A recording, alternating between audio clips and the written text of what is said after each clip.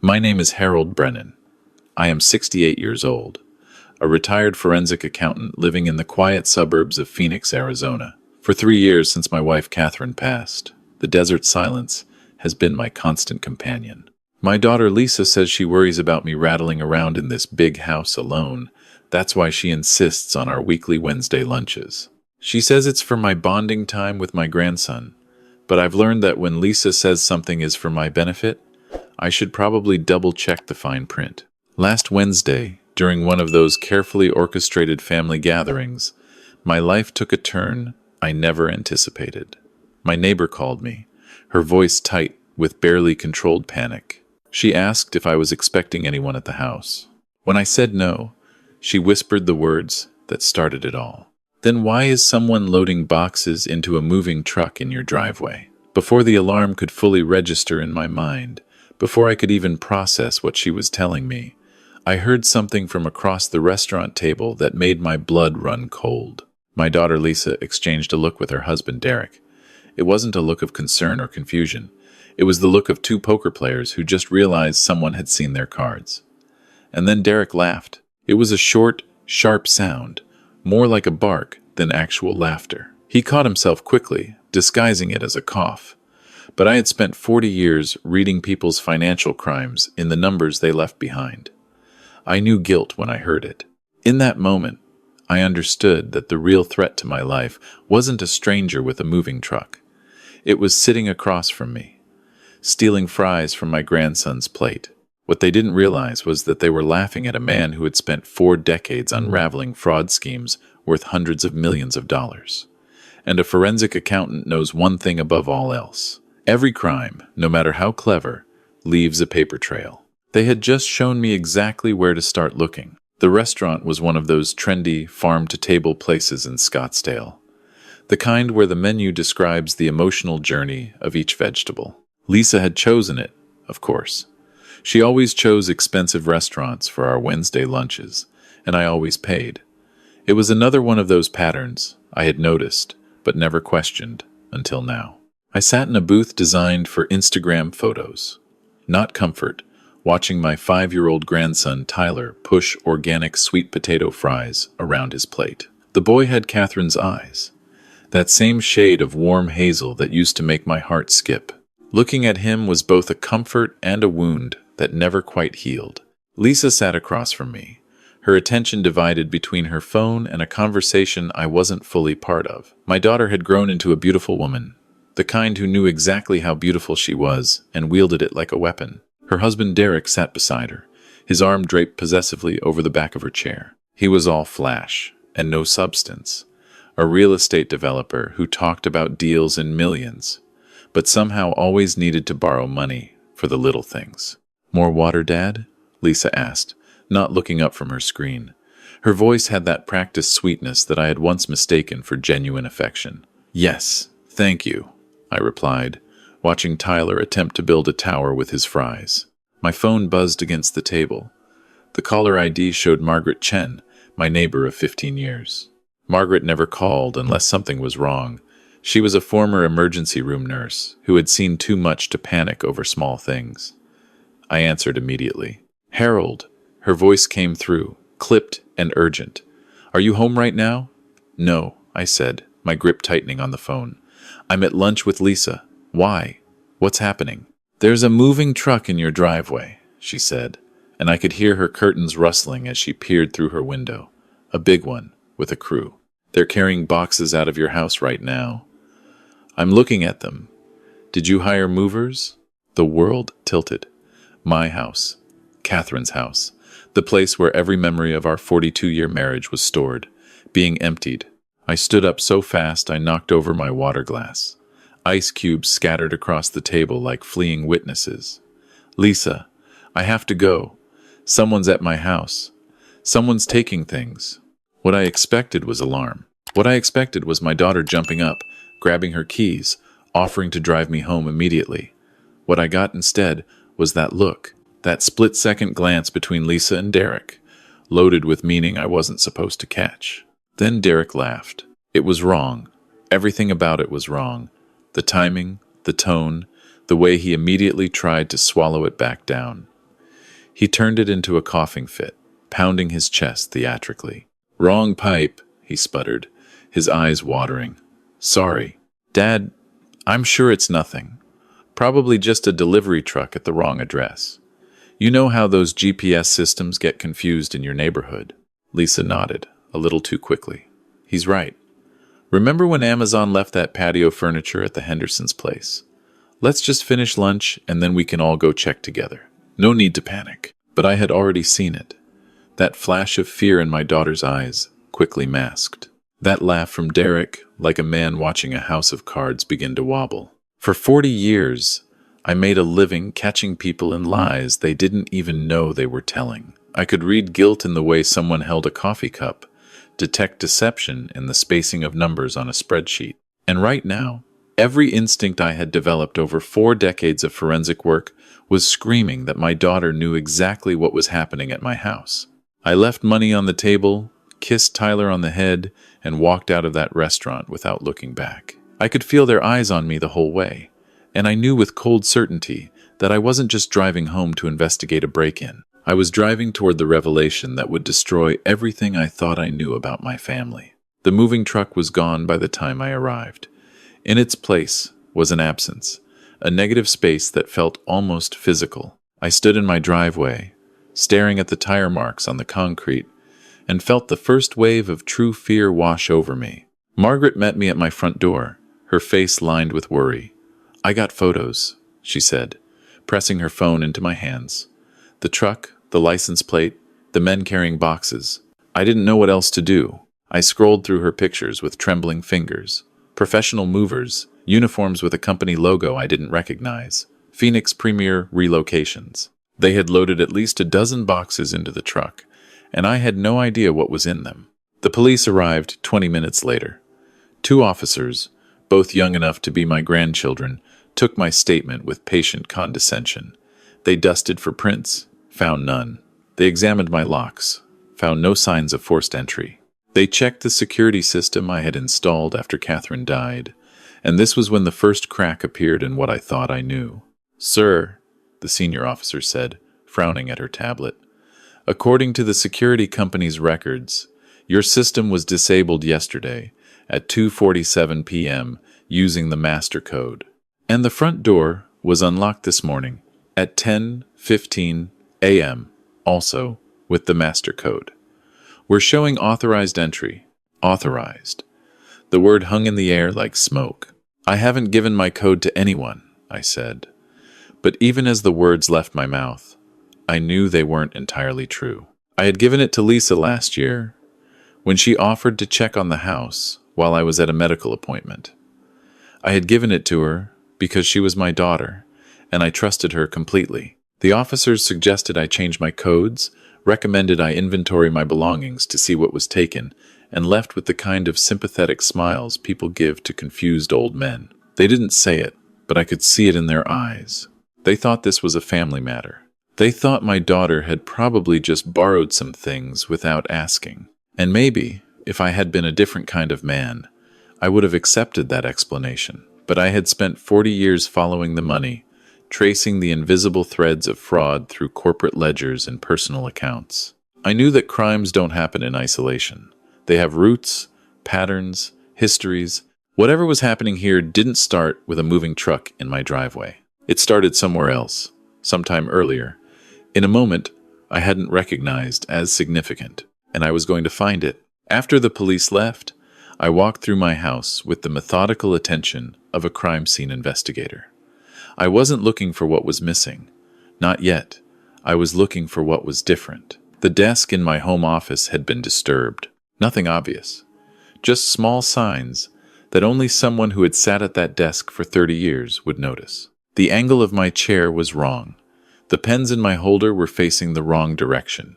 The thin layer of dust on my filing cabinet had been disrupted, finger-shaped streaks visible in the afternoon light. Someone had been going through my files. Someone who had taken their time, who hadn't felt the need to rush or hide their presence. I opened the filing cabinet, my heart pounding. My fingers found the folder labeled Property Documents, and I pulled it out with a sense of dread that proved fully justified.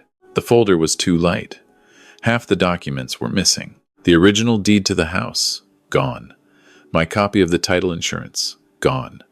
The home equity line of credit paperwork that Catherine and I had taken out 15 years ago and paid off completely, gone. In their place was a single sheet of paper I had never seen before. It was a quitclaim deed, dated 3 months ago, transferring ownership of my house to something called Brennan Family Holdings, LLC. My signature was at the bottom, notarized and witnessed. Except I had never signed it. I had never heard of Brennan Family Holdings, LLC. And I had certainly never agreed to give away the home where I had lived for 35 years. The home that was worth, according to my last property tax assessment, $1.4 million. My hands were shaking so badly I could barely hold the paper. But my mind, trained by decades of forensic analysis, was already racing ahead. A quitclaim deed doesn't sell a house. It transfers ownership without any exchange of money, usually between family members or into trusts. It's a common tool in estate planning. It's also a common tool in elder financial abuse. Someone had forged my signature and stolen my house, and that someone almost certainly had my security code, knew my filing system, and felt comfortable enough in my home to spend time searching through my documents. My daughter's face flashed through my mind, followed immediately by Derek's nervous laugh. No. I pushed the thought away, but it kept returning like a tide against rocks. That night, I didn't sleep. I sat at my kitchen table with my laptop and a legal pad, doing what I had done for 40 years. I followed the money. The first thing I did was check the county recorder's office online. Arizona makes property records public, and within minutes, I had confirmed my worst fears. According to the Maricopa County records, my house had been transferred to Brennan Family Holdings, LLC 3 months ago. The LLC itself had been registered in Delaware 6 months ago, its ownership hidden behind the corporate privacy laws that state was famous for. But I had worked corporate fraud cases involving Delaware shell companies before. I knew how to dig deeper. Next, I pulled my credit reports from all 3 bureaus. The results made my stomach clench. 3 months ago, someone had taken out a home equity line of credit against my property for $650,000. The lender was Western States Credit Union, and the loan was listed as current, meaning payments were being made, but not by me. I had never applied for this loan, never signed any papers, never received any funds. I checked my bank accounts. My pension deposits were arriving normally. My Social Security payments were correct. The investment accounts Catherine and I had built over 40 years were untouched. On the surface, everything looked fine. But I knew better than to trust the surface. I pulled up the Western States Credit Union website and dug into their online banking portal. The HELOC account was there, linked to my Social Security number, but tied to an email address I didn't recognize. Someone had set up online access using my identity, but their own contact information. The account showed $650,000 dispersed in a single lump sum 3 months ago. The money had been transferred immediately to an account at a different bank. The payments were being made from that same external account. Minimum payments only, just enough to keep the loan current and avoid any red flags. They were bleeding my house dry while keeping up appearances. It was classic fraud behavior, the kind I had seen 100 times in my career.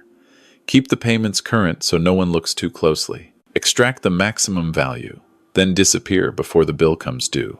But who was they?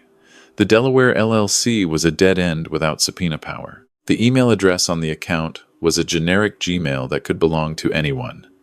I needed another angle. I spent the next 3 hours going through every piece of mail I had received in the past 6 months. I kept everything, a habit Catherine used to tease me about. Now, that habit might save my life. I found it buried in a stack from 4 months ago. A letter from Arizona Notary Services, confirming my appointment on March 15th to have documents notarized.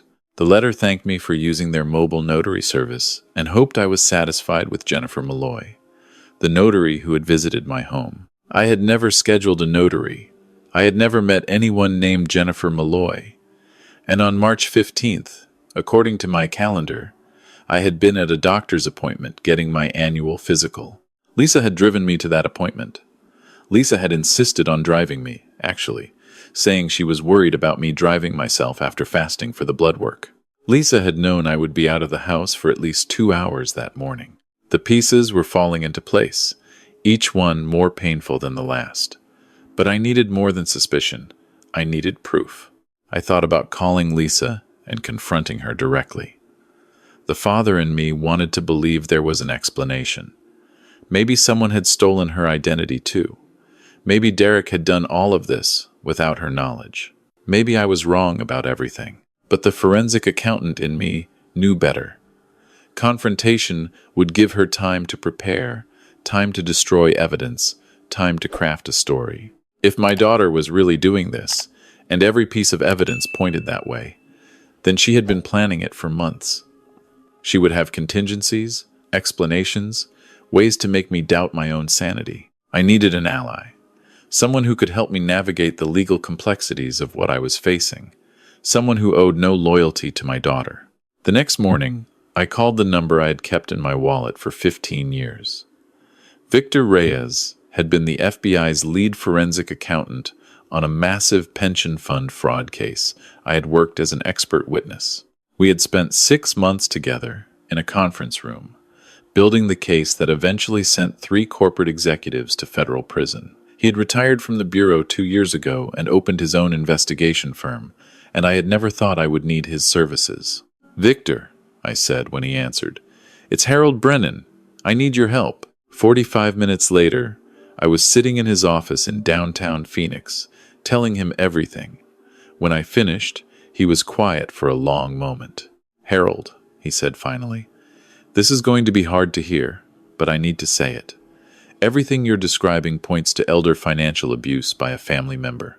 It's more common than people think, and it almost always involves someone the victim trusts completely. The fact that they used your security code, knew your filing system, and scheduled the notary for a day when you'd be out of the house tells me this was planned carefully by someone in your inner circle." "I know," I said.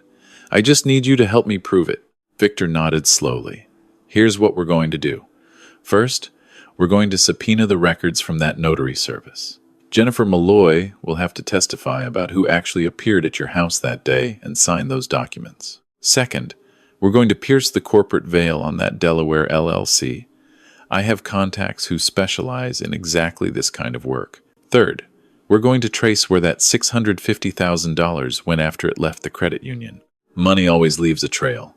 And fourth," he paused, meeting my eyes with sympathy, "we're going to do all of this without your daughter knowing. You need to keep acting normal. Can you do that?" I thought about Lisa's face at the restaurant. That flash of fear quickly hidden. "I've been acting normal around criminals my whole career," I said. "I can do it a little longer." The next few weeks were the hardest of my life. I continued our Wednesday lunches, sitting across from Lisa and Derek, making small talk about Tyler's kindergarten and Derek's supposedly booming real estate business. I smiled when Lisa showed me pictures of a vacation to Hawaii that must have cost thousands. I nodded sympathetically when Derek complained about cash flow problems. And every night, I received updates from Victor that peeled back another layer of the betrayal. The notary, Jennifer Malloy, had been easy to find and easier to break. When Victor's investigators showed up with evidence that she had notarized fraudulent documents, she crumbled within minutes. She confirmed that Lisa had been the one to hire her, had been the one to present the documents, had been the one to sign my name, while Jennifer pretended not to notice that the supposed Harold Brennan was a woman 3 decades younger than the photo on the ID she had presented. The Delaware LLC was registered to a law firm that specialized in corporate privacy, but Victor's contacts discovered that the operating agreement had been prepared by a local attorney named Mitchell Crane. When we pulled Mitchell Crane's other client files through court records, we found Derek's name on a dozen other shell companies, most of them connected to failed real estate deals and one civil fraud judgment that had been quietly settled. And the money. The $650,000 had been transferred to Brennan Family Holdings, then immediately distributed. $200,000 to pay off Derek's credit card debts. $150,000 for the down payment on a house in Sedona that was titled in Lisa's name alone. $100,000 into a brokerage account that showed aggressive, losing trades. and $200,000 that had simply vanished into cash withdrawals over 3 months. They had taken everything my house was worth and burned through most of it already, and they were planning to take more. Victor's team had found emails between Lisa and a real estate agent discussing the sale of my house. They were planning to list it in 6 weeks, using the fraudulent quitclaim deed to establish ownership. The asking price was $1.3 million. They were going to sell my home out from under me and pocket the proceeds, and I would have no legal standing to stop them because, according to the county records, I didn't own it anymore. I had to act. But Victor counseled patience. "We have enough to prove fraud," he said, "but we don't just want to stop them. We want to destroy their ability to do this to anyone else. And that means getting them on record, admitting what they've done." He explained his plan, and I realized why he had been the Bureau's best forensic accountant. It wasn't just about following the money. It was about understanding the psychology of the people who took it. 3 days later, I invited Lisa and Derek to dinner at my house. I told them I had something important to discuss about my estate planning. I watched Lisa's face carefully when I said those words, and I saw the flash of greed she tried to hide behind concern. "Of course, Dad," she said. "We've actually been wanting to talk to you about that, just to make sure everything is in order for the future." The future. She meant the future where I was dead, and she was spending my money. I prepared Catherine's famous pot roast, using her recipe that I had memorized over 4 decades of marriage.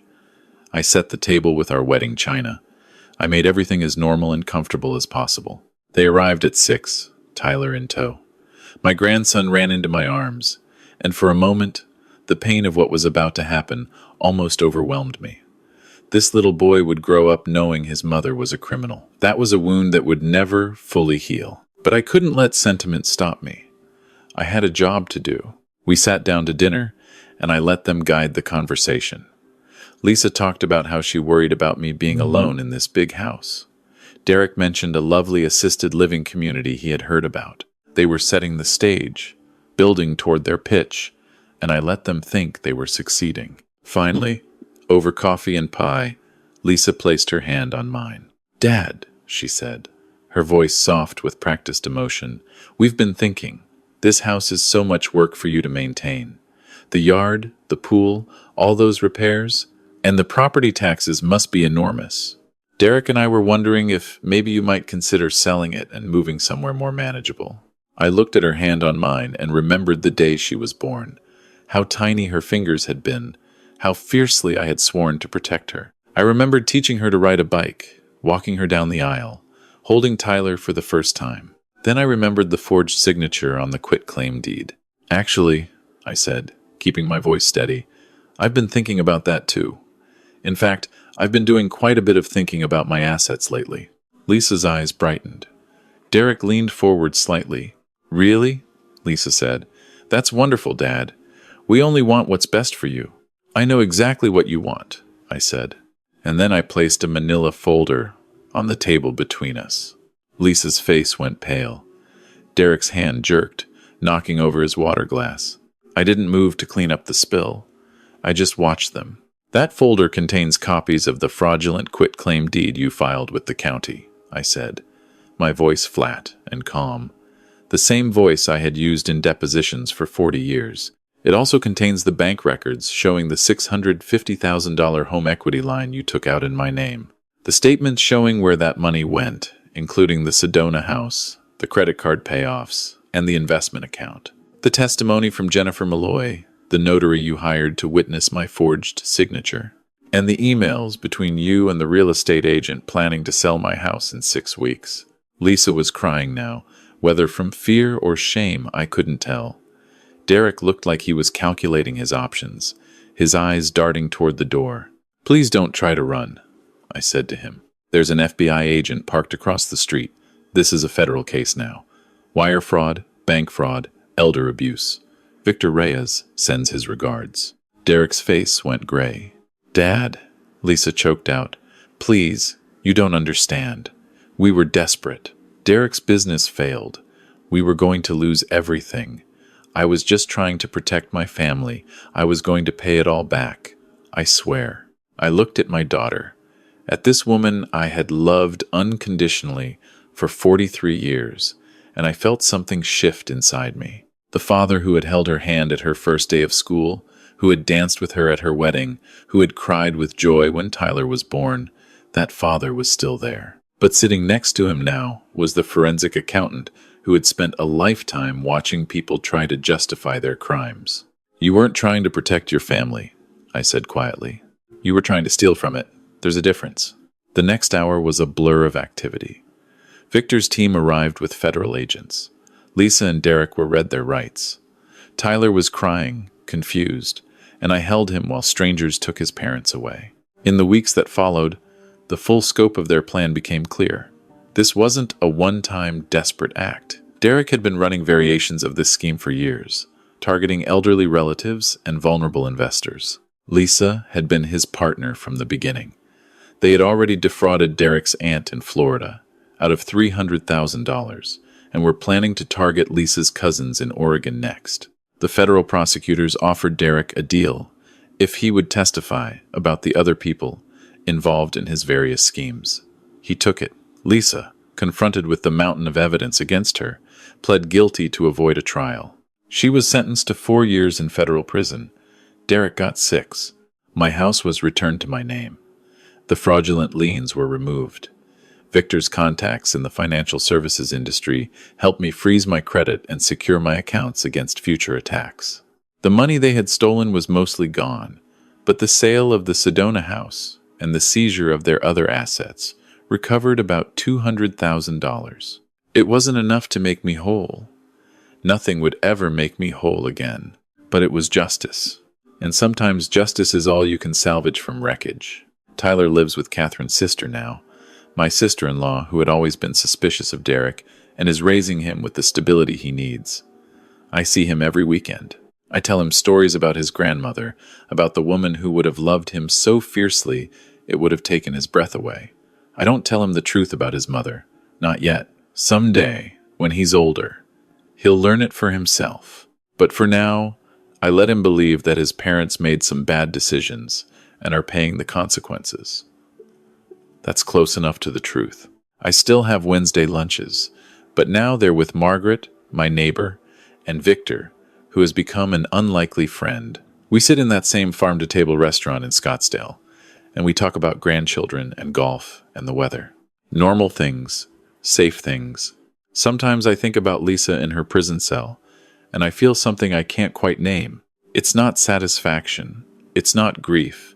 It's something colder and more permanent, like a scar that has healed but never stops aching. This whole experience taught me something I wish I had learned without such a painful lesson. Trust is not the same as love. You can love someone completely and still verify what they tell you. You can hold your family close while still protecting yourself from their worst impulses. Unconditional love is a beautiful thing, but unconditional trust is a dangerous one. I also learned that retirement doesn't mean your skills become useless. For 40 years, I followed the money and caught the people who stole it. I thought those days were behind me. But when the crime came to my own doorstep, perpetrated by my own blood, those same skills saved everything I had worked my entire life to build. Some people might ask if I regret turning in my own daughter. Some people might say that blood should have protected her from consequences, that family loyalty should have come before justice. To those people, I have a simple answer. She stopped being my daughter the moment she decided I was just an asset to be liquidated. I owed her my love, and I will always love the girl she used to be. But I didn't owe her my house, my security, or my silence. What would you have done in my position? Let me know in the comments below. And if you or someone you know is concerned about elder financial abuse, please reach out to Adult Protective Services in your area. The people who do this count on shame and family loyalty to keep their victims silent. Don't let them win,